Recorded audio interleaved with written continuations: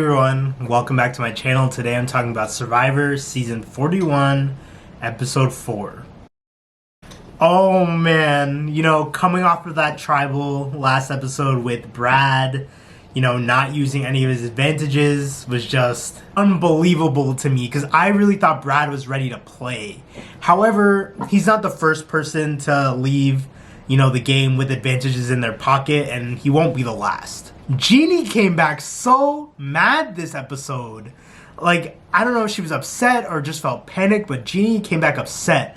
This episode really set up JD versus Shan. A lot of things were said, a lot of exchanges between the two of them, and giving back the advantage and not giving it back, and all things in between.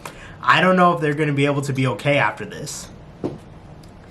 In this episode, for the reward challenge, one of the people of Fiji, one of the people who live there, was coming to camp to show them how to, live off the land, do things better, climb trees, find food. I love it when those challenges happen or rewards happen, really, just because you get to see how people who live there, how they operate, and how it could help the contestants survive or live a little easier while they're there at camp. In the past, they had a lot of improving of camps or showing them how to hunt, fish, etc. So I'll be curious to see, what the contestants learn who do win this challenge and learn how to live on the land. I really loved the support for Heather this episode. She was struggling a lot with the challenge of tossing the ball up, making it through the weaving string nest thing to catch it, but her team was very supportive of her. And that's what you really have to do in these challenges sometimes, is just be there, a supportive member.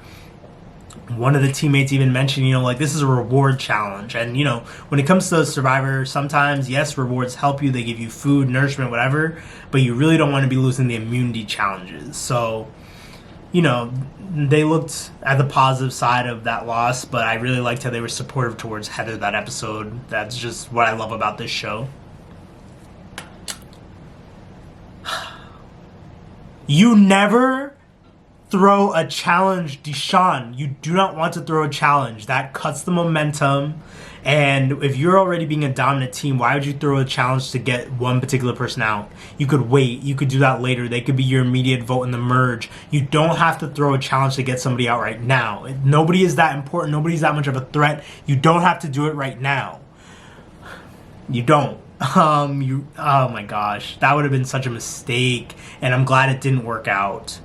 Shan is trying to trick JD now to give her back his advantage, to prove to her that, or have him prove to her that he wasn't going to vote for her. So Shan kind of concocted this plan of seeming paranoid to make JD give her his advantage yet again. Now Shan is coming to the realization oh, I could have voted him out. I'm going to vote him out. You should have did that last episode. You already had it, and nobody knew there was an advantage.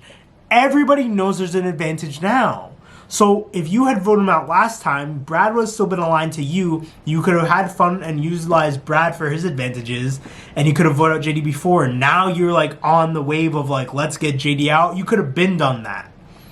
It is what it is at this point, and I can't believe JD gave Shan his advantage again.